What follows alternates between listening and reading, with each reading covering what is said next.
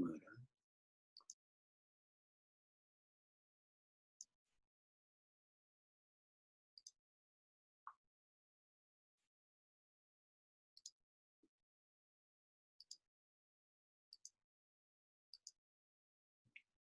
Bueno, estamos de vuelta. Vamos a continuar entonces con el repaso, a medida que se van sumando los alumnos. Bueno, habíamos quedado entonces en la sesión anterior, en esto que tenía que ver con el levantamiento manual de cargas, y cómo afectaba eso la columna vertebral de los trabajadores si el esfuerzo se hacía de forma incorrecta.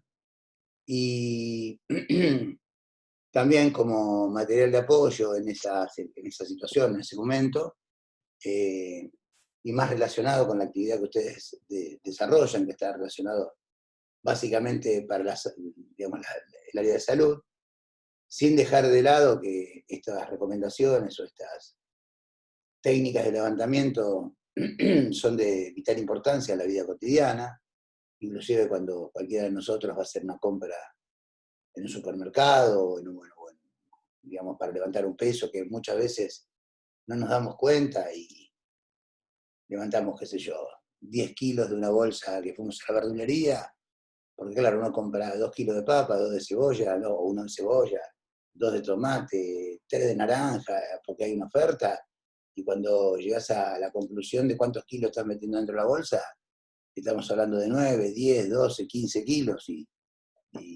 vamos a poner una media, 8 o 9 kilos, ya un mal levantamiento de esa carga puede alterar o puede afectar la salud de nuestra columna. Así que claramente siempre tenemos que tener presente estas técnicas de levantamiento. Pero particularmente, como nos estamos refiriendo a un área de salud, más allá que tengo que reconocer que por una cuestión de formación profesional tengo la tendencia siempre, y está muy bien que así sea, de alertar a todas las personas de esta afección que se puede dar en la vida cotidiana. Vuelvo a repetir, como estamos en el ámbito de salud, buscamos un material de apoyo fílmico, y en esa clase oportuna, que ustedes la pueden ubicar en la plataforma, vimos también un material que nos daba la posibilidad de ver cómo, desde el punto de vista técnico para el área de salud, cómo mover un paciente, para justamente no hacer el esfuerzo con un mal esfuerzo en la actividad, y algunas técnicas que se recomendaban en ese video para llevar a cabo esa acción.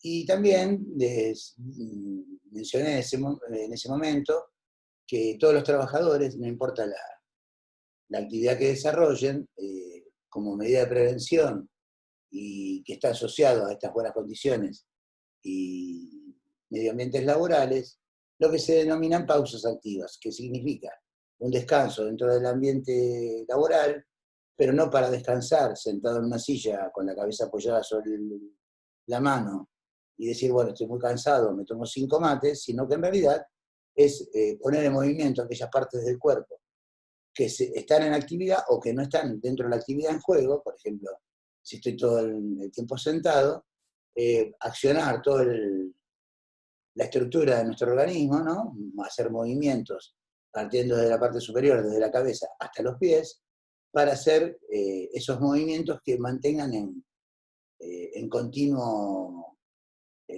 regularmente esos movimientos de forma que se mantengan en buen estado. También vimos, dentro de la estructura, y volviendo un poquito a aquellas relaciones que están con esto de cómo vive el trabajador, estas situaciones laborales, ¿no? Cuáles son las que vive en el ámbito laboral en forma cotidiana, algunos aspectos que están relacionados con el trabajo propiamente dicho. En esta gráfica está marcado en la parte superior, y en la parte inferior todas razones que hacen que ese trabajador esté, digamos que en forma, con cierta armonía con el puesto de trabajo que tiene para subsistir, ¿no? Donde se gana su sustento. Y bueno, dentro de la parte estructural vimos que está la seguridad, higiene y el diseño del lugar de trabajo, que es esos temas que vimos anteriormente, en ergonomía, por ejemplo. Está también la organización y el tipo de trabajo que va a hacer, lo que tiene que ver la parte de productividad, los imperativos de productividad, dice cuánta presión tengo para hacer una tarea, ¿no? O sea, si tengo presión para hacerla rápida, tengo más tiempo, si el trato que tienen hacia mí, mi jefe, mis compañeros, cuánto dura esa jornada de trabajo. En el caso de salud, a veces esos tiempos se dan un poco más largos por guardias, por situaciones vividas por el personal de salud, que también lleva a alterar en algunas circunstancias ese equilibrio físico, mental y social. Y también está relacionado en este ámbito claramente el tema del salario, que no puede ser dejado de lado porque también es de muchísima importancia, ¿no? Y dentro de lo que tiene que ver, ya basándonos en el propio trabajador, cómo es el estado suyo de salud, ¿no? De los datos que tienen que ver con su edad, el sexo, las calificaciones que recibe esa persona, producto de la tarea que desarrolla, las expectativas que tiene a nivel personal, y esas relaciones con el otro, ¿no? Las relaciones laborales, que son de tantísima importancia y que en el conjunto van a hacer que ese trabajador sea un trabajador sano o no, según esas vivencias. Y vuelvo a repetirles, como por una cuestión de formación profesional, yo siempre inculco, le trato de transmitir a todos los alumnos, y en mi parte docente, lo hago también en mi actividad profesional, que tiene que ver con la prevención de riesgos laborales, esto de concientizar de que cada uno de nosotros tenemos que valorizarnos como tales, y que el trabajo es algo muy digno, es muy saludable, y que tiene que ser mantenido siempre dentro de esas condiciones, para ganar el sustento cotidiano que tenemos la necesidad justamente todos, pero que en definitiva no tiene que alterarse nuestras condiciones de base, porque la salud, y vuelvo a repetir lo que decía la unidad número 1, la de CIMAC, la salud realmente no debe venderse, no debe comprometerse por la cuestión laboral, porque en muchos casos, y algunos daños que se puedan producir, desde un trabajador que se lastime una parte de su cuerpo, no sé, cualquiera fuera el accidente que tuviera y le traiga un daño físico o psicológico, desde el punto de vista mental o en relación con los demás, el único que se va a ver perjudicado va a ser el propio trabajador, ¿sí? O el que mayor consecuencia va a tener. Bueno. Sí, un día que viene estaba muy calentito con la estufa. A alguien se le está metiendo el audio. Fantástico. También dentro del material, y ya creo que vamos a entrar en nuestro PowerPoint que vimos en este último segmento de las clases, que tienen que ver con la bioseguridad vista ya un poco más desde el punto de vista de salud. Hicimos un análisis general. Primero definimos un poco lo que tenía que ver con bioseguridad desde el punto de vista de la clasificación, ¿no? Y bueno, en ese momento dijimos ¿qué significaba la palabra bioseguridad? Bueno, está relacionado lo que tiene que ver con esto de seguro, que sea libre, exento de todo daño o peligro, y que está relacionado justamente con la palabra bio, que está relacionado con todos los seres vivos, ¿no? Entonces la bioseguridad tiene profunda relación con la higiene y seguridad en el trabajo y con el efecto sobre el medio ambiente y los seres vivos. También se manifiesta en esta parte del material que que hay que establecer, cumplir y hacer cumplir las normas de bioseguridad. ¿Para qué? Para poder evitar, ¿no? Los riesgos potenciales que se dan dentro del ámbito laboral, y fíjense que lo clasifica que además de ser un derecho, es un deber. O sea, todos los trabajadores del ámbito de salud tienen el derecho a tener condiciones de seguridad, pero también tienen la obligación de cumplir con todos esos niveles o con todas esas recomendaciones para evitar el peligro o la posibilidad de que esos elementos que pueden dañar la salud tomen contacto con el trabajador. Entonces, ahí empieza, o denominamos cuáles son los riesgos que se evalúan, y vimos que son 3, físico, químico y biológico.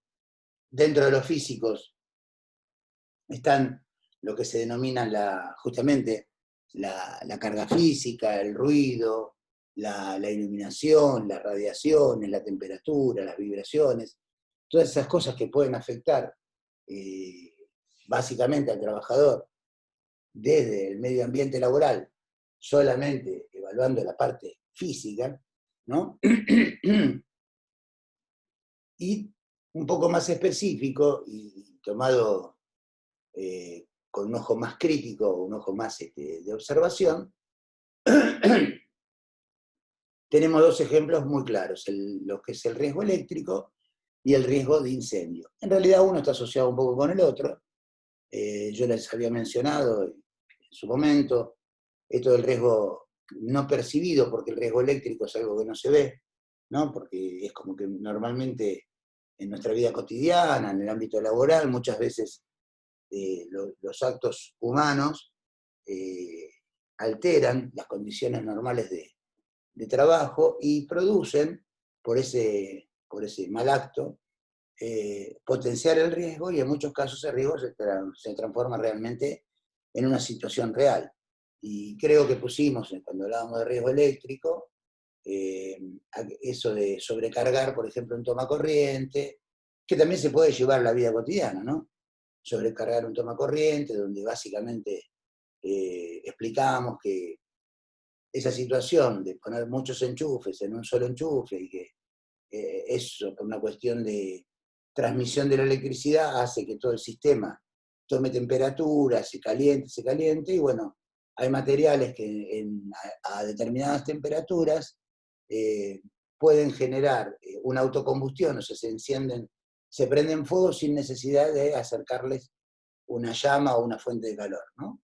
Y eso, como es seguramente imperceptible muchas veces, porque no estamos mirando todo el tiempo ese tomacorriente, y estamos haciendo otra actividad, se va calentando, se empieza a generar ese principio de fuego, ¿no? Empieza a salir humito, no lo percibimos, o no sentimos el olor que va emanando, ese olor a quemado, sigue avanzando, se prende fuego. Y bueno, se prende fuego, y ahí, si el fuego no se controla, se transforma en un incendio. Entonces, el riesgo eléctrico está asociado, por un lado, a lo que la ocurrencia de que se pudiera prender fuego a algo, pero también no hay que dejar de lado el contacto con la persona, porque una descarga eléctrica puede producir, en muchos casos, la muerte de un trabajador. Entonces, claramente es un riesgo físico presente en cualquier ámbito de trabajo, y que, por más que uno genere las mejores condiciones de seguridad, o sea, que en un tablero eléctrico haya, no sé, una protección diferencial, lo que se llama disyuntor, ¿no? Que ustedes conocen seguramente. Disyuntor, y que eso protege la vida de las personas, una mala acción de alguien puede eliminar esa medida de seguridad y producirse ese daño no deseado. Bueno, el riesgo de incendio, basado también un poco a que en el caso de que se diera, ¿no? esa posibilidad, nosotros evaluamos primero, para que un fuego se genere. Yo les conté un poquitito que era necesario que hubiera 3 componentes, que se denomina triángulo del fuego, que es la presencia de un combustible que se pueda encender, un calor que lo encienda, y una determinada cantidad de oxígeno reinante en el lugar. Si cualquiera de esos 3 componentes no estuviera presente, el fuego no se va a producir.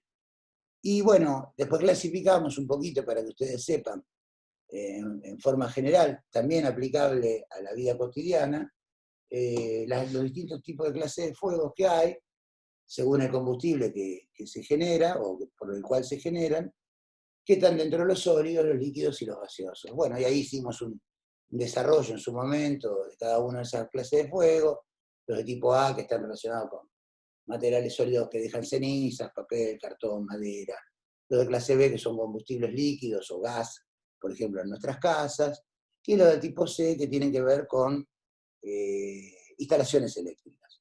Y bueno, también vimos un poquito más adelante, después lo demás tienen que ver el tipo D, que no es para la profesión de ustedes, que son relacionados con metales que se hacen o se producen en la industria, y los del tipo K, que tienen que ver con grasas animales o vegetales, que particularmente los que encontramos en nuestros hogares en la parte de la cocina, ¿no?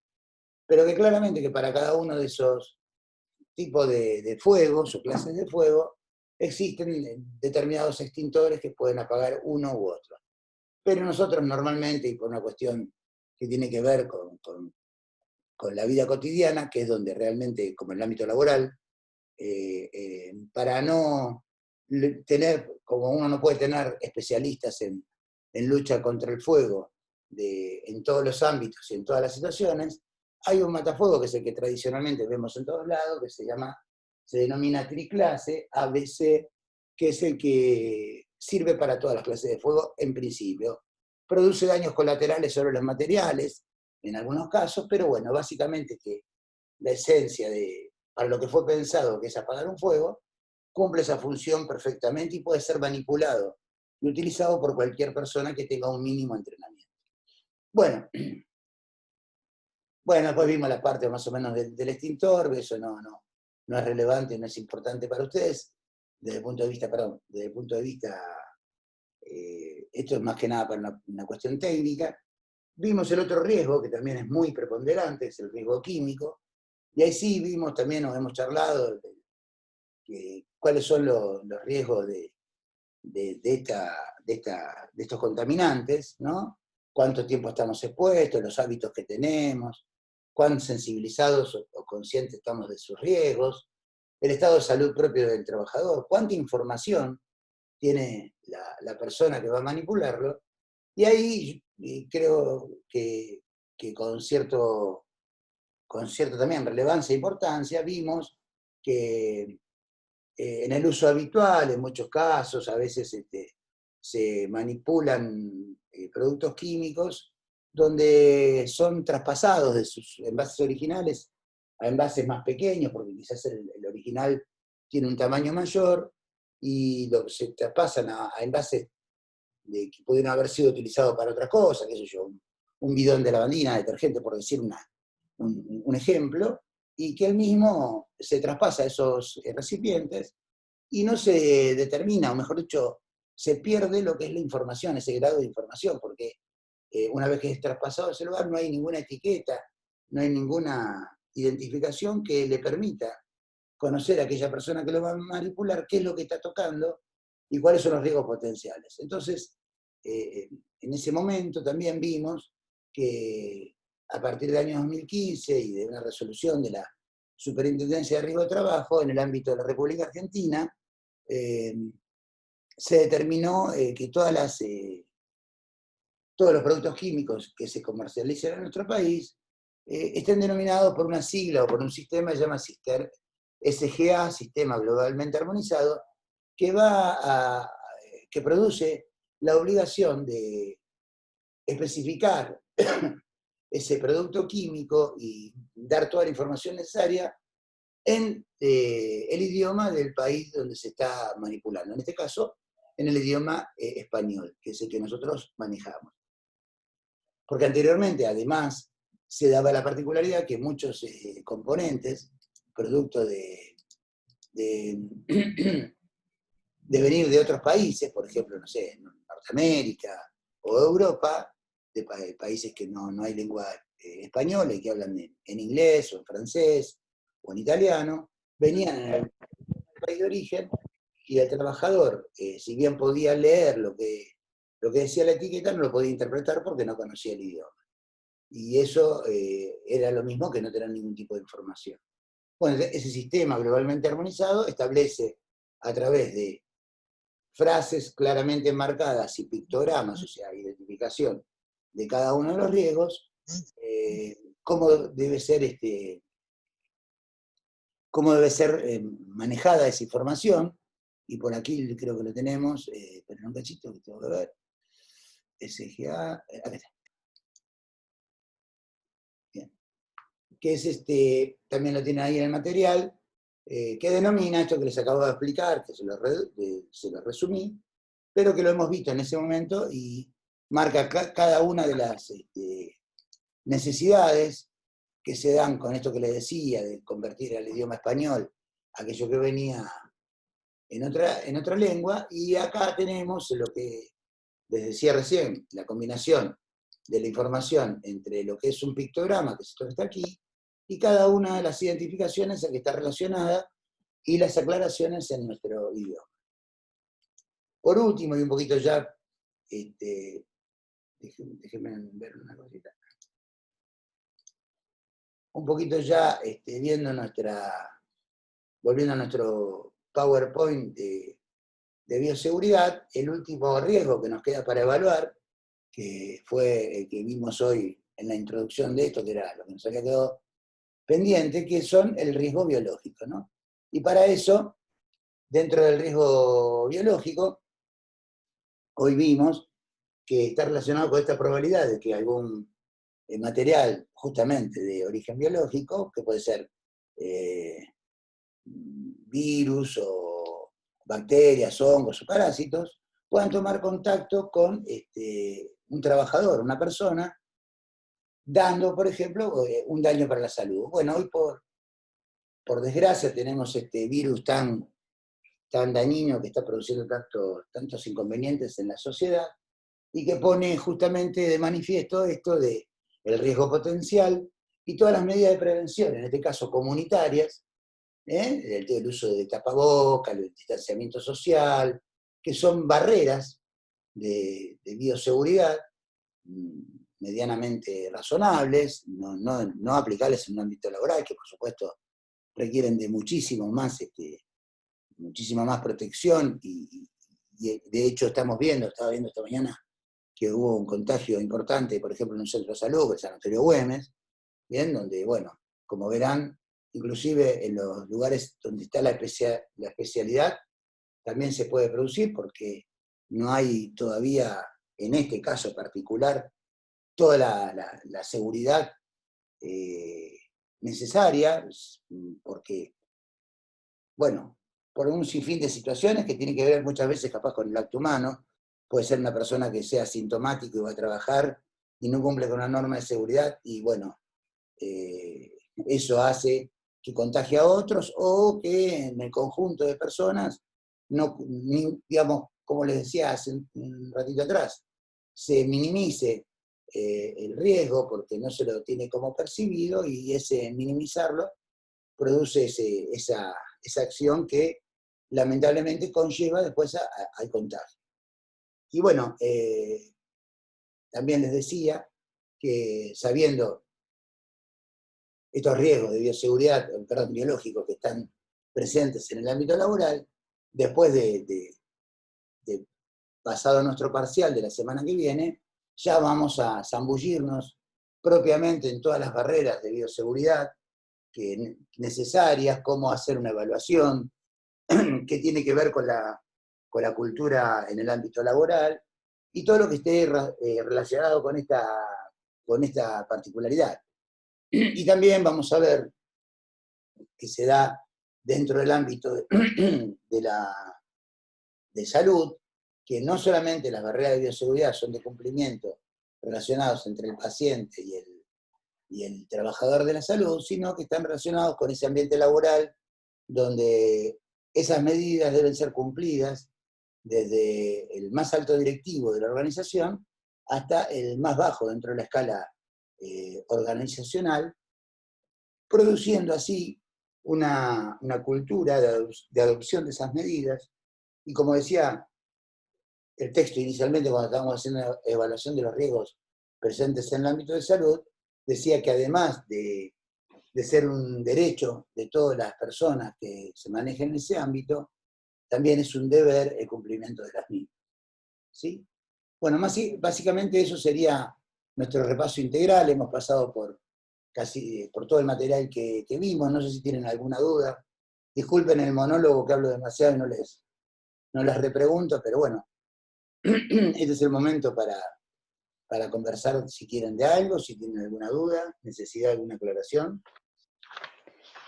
Yo tenía una consulta como para definir lo que era hace unas power atrás de satisfacción. Sí, ¿Se puede decir también como que es el grado de conformidad? ¿Es cuán conforme está la persona? bueno, está relacionado con eso. O sea, que te satisface hacer esa O tarea. sea, ok, está. Ah, sí. O sea, poniéndolo en orden, vos estás estudiando para ser una instrumentadora quirúrgica. Cuando vos te recibas y estés trabajando en el ámbito laboral, te va a dar satisfacción porque se supone que elegiste la carrera.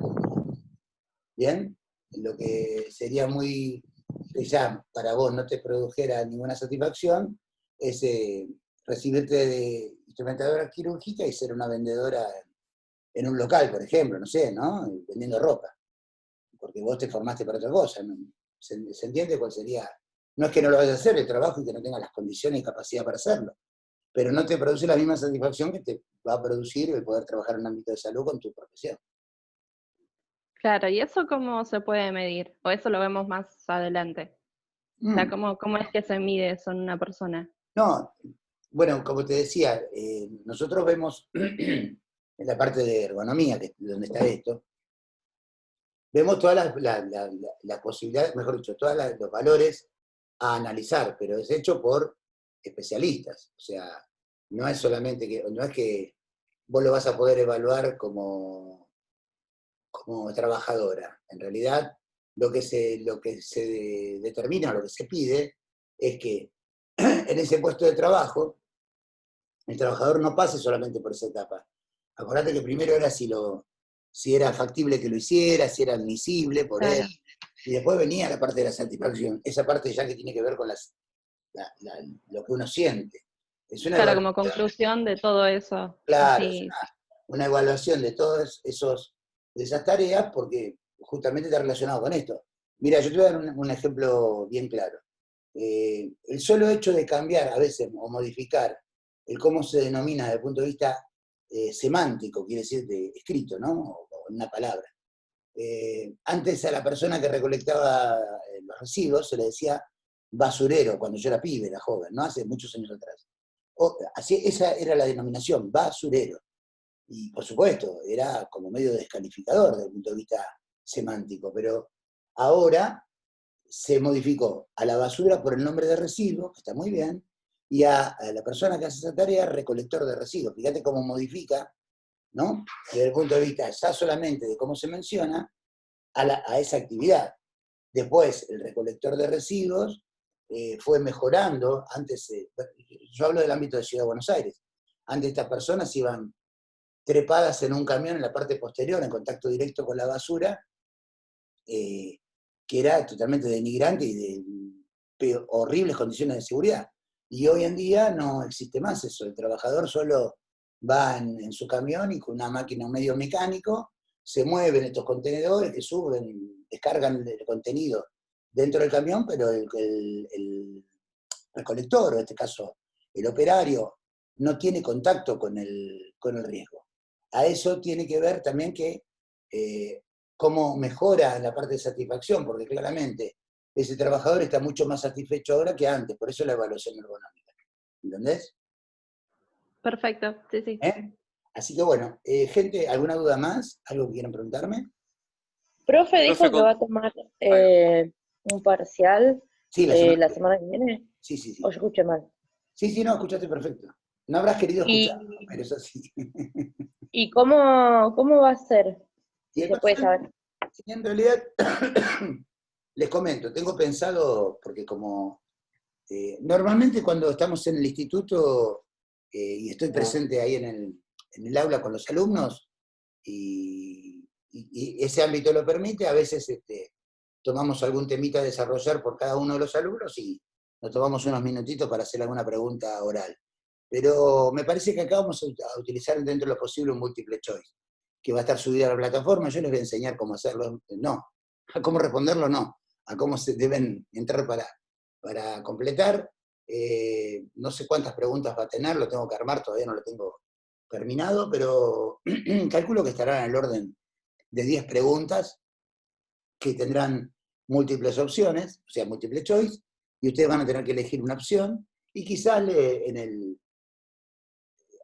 asociado a eso le pida el desarrollo en forma escrita de algún tema particular a cada uno o en grupo, después lo voy a ver. La duración, del examen va a ser seguramente 15 minutos como para responder el choice, como para poder poner la crucecita donde ustedes consideren que es correcto, y una segunda etapa quizás para un tema a desarrollar pequeño de otros 15, 20 minutos, no más que eso, y con eso conformamos una nota. Ustedes necesitan alcanzar un 7 porque esta materia es, ¿cómo se dice? Ay, no sé las palabras, se me fue. Promocionales. Gracias, Promocional. promocionales, muy amable, se me había ido de la cabeza. No, pues nosotros en Ingeniería y Seguridad no tenemos materia promocionable, por eso tengo que centrarme cuando estoy en esta carrera.